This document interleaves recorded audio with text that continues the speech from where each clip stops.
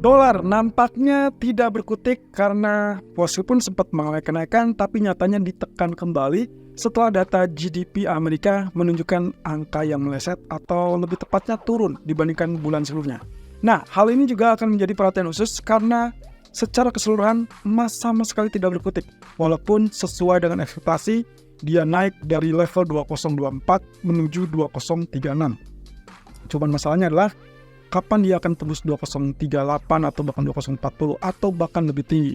Atau bahkan kapan dia turun di bawah 2020, semua akan terjawab nanti malam, dan inilah ulasannya. Kita lihat di sini posisi dari US dollarnya sendiri masih kecenderungannya mengalami penurunan. Jadi persis dengan apa yang kita katakan kemarin ya teman-teman. Dia masih tetap tertekan dan masih tetap berada di bawah garis biru tersebut. Artinya, yes, that's it.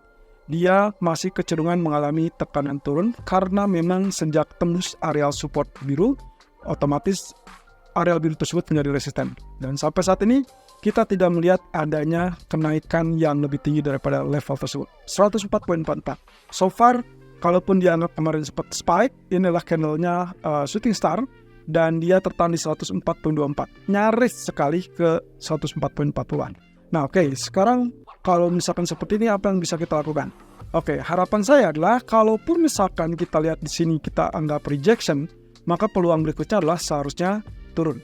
Dan itu berarti tidak mengubah pandangan saya terkait dengan potensial penurunan ke level 103.00 dari mungkin triggernya adalah nanti malam terkait dengan data PCE. Jadi sangat kita butuhkan apakah PCE tersebut akan menekan lebih lanjut di bawah 103.86 menuju 103.00 atau malah dia terpantul mengalami kenaikan dan itu berarti menuju areal 104.40-an.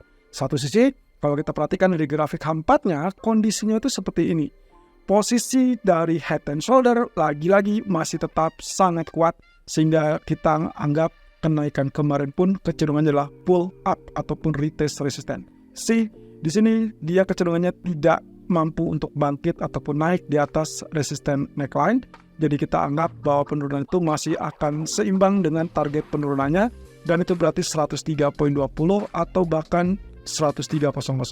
Kita tinggal tunggu sini dan kemungkinan ini potensi untuk penurunan. Tapi juga jangan abaikan kemungkinan potensi pantulan di 103.60 dengan asumsi bahwa dia akan terjadi yang namanya double bottom ataupun mungkin triple bottom kalau kita lihat di sini, dan juga terkait dengan seberapa besar dukungan dari data PCE nanti malam. Of course, data yang lebih kuat akan membuat dia rebound, tapi kalau misalkan datanya lebih lemah, dia akan membuat tertekan US dollar. Demikian pula yang akan terjadi pada US Treasury Yield. Dan ini lagi-lagi kita masih tetap dalam jalur penurunan dari rising wedge yang sebelumnya sudah ditembus, sehingga potensi yang kemarin terjadi adalah pull up saja dan kita punya areal yang kita sebut dengan rising wedge berikutnya. Jadi saya harap ini adalah pola tekanan turun dan kita akan lihat 4,2% atau bahkan lebih rendah di 4,15%. Oke, berarti di grafik daily-nya pun kecenderungannya adalah relatif sama. Posisinya ditutup dengan bearish. Jadi kita anggap di sini pun sesuai dengan apa yang kita gambarkan kemarin. Ada potensi, ada harapan, ekspektasi, rejection dari zona resisten sehingga mengalami penurunan lebih lanjut.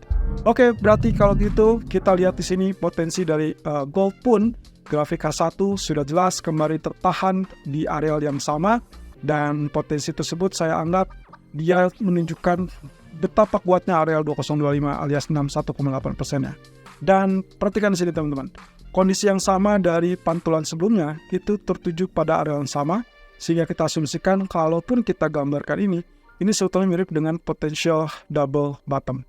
Yes, betul. Dan saya tahu pikiran Anda, karena potensi dari double bottom tersebut akan berpotensi terhambat di kisaran yang sama, 2038, 2042. Jadi apa yang terjadi? Berikutnya kita perlu validasi untuk penembusan 2042 tersebut. Dan itu terlihat banget di grafik H4. Jadi di sini teman-teman, kondisinya adalah kita memiliki dua kesempatan. Pertama, ada double bottom yang kita arahkan langsung. Di situ berarti kita sedang menunggu terkait dengan break areal resistance neckline, that means 2037. Kebetulan dia belum tembus karena high-nya masih 2037. Kemudian kalau tembus berarti dia akan target setinggi area bottom. Jadi saya asumsikan di sini bottomnya, berarti targetnya itu adalah ternyata di area 2038,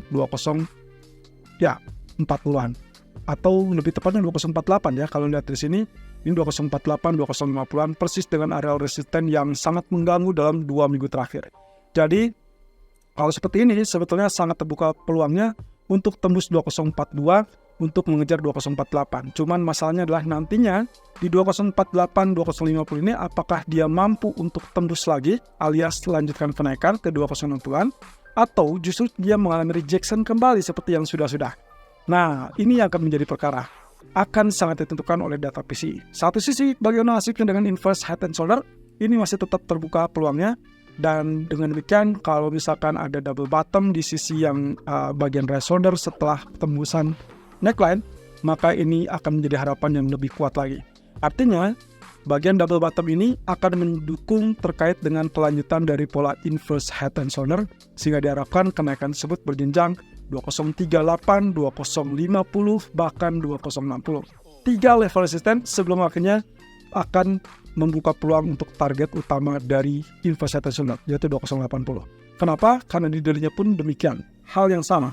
Resisten kuat adalah 2048. Kita tinggal tunggu. Tapi kalau sampai data nanti malam cenderung jauh lebih kuat, hati-hati tergelincir di bawah 2025. Tapi di sini, kalaupun kena sentuh SL, jangan khawatir. Anda harus make sure terlebih dulu. Saya lebih prefer Anda lebih aman untuk melakukan sell kalau dia confirm tembus 2020. Kenapa? Karena area 2020 sampai 2025 itu adalah level support yang memang dalam beberapa hari terakhir kecenderungannya juga relatif cukup kuat. Jadi kita harapkan di sini pun akan terjadi pantulan kembali. Tapi selama itu tidak terwujud, ya kita tidak perlu cemas, kita tinggal tunggu apakah resisten ditembus apa tidak.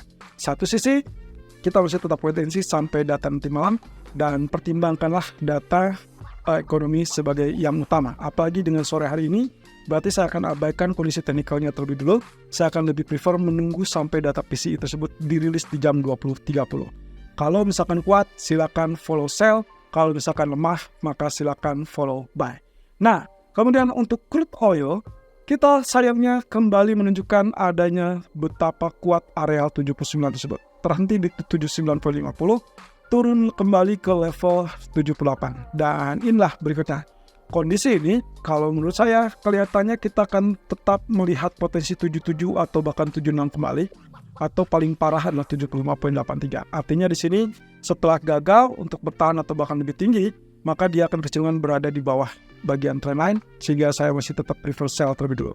Tapi peringatannya adalah, kalau misalkan nanti malam data ekonominya cenderung lemah dan membuat dolar melemah, maka peluangnya Anda bisa lakukan opsi buy-nya di area 76.70 atau bahkan di area 75.80. Tapi kalau misalkan datanya lebih kuat dan membuat dolar sangat-sangat kuat, maka kemungkinan Anda masih tetap bisa pertahankan sell tersebut dan saya rasa mungkin akan sangat wajar kalau tembus di bawah level 75, yaitu berarti yang terdekat adalah $74. Nah, sebaliknya untuk pound sterling, saya agak ragu teman-teman. Posisinya adalah betapa sulitnya untuk berkembang lebih lanjut di atas 1.2700. Tapi dengan catatan ini teman-teman, kondisi bearish pun juga tertahan 1.2600. Artinya apa? Seperti yang dianjurkan kemarin, kalau melihat dengan range area yang cukup sempit, cukup sebetulnya dengan target 30 poin saja atau 50 poin maksimum. Artinya, risk management pun harus diatur sedemikian rupa supaya tidak kecolongan, dan patokan saya adalah tembus 1.27200 itu adalah level buy yang paling konsisten, dan kalau dia tembus 1.2600 silakan pertahankan posisi sell. Ini kaitannya dengan grafik H4 yang Anda bisa lihat di sini. Kemarin dia berada di level tersebut, ternyata sudah tembus, berbalik tembus setelah gagal naik di atas 1.27200. Nah, potensi ini berarti mengakibatkan peluang untuk penurunannya akan jauh lebih comfortable. Dan juga validasinya setelah dia turun di bawah 1.2615, dia bisa saja melanjutkan sampai teritori 1.2550. Tapi hati-hati, kalau data Amerikanya cenderung melemahkan US dollar, oke, Anda boleh prefer buy, tapi saya lebih aman atau lebih nyaman kalau Anda mendapatkan level 1.2600 atau saat dia betul-betul tembus 1.2700.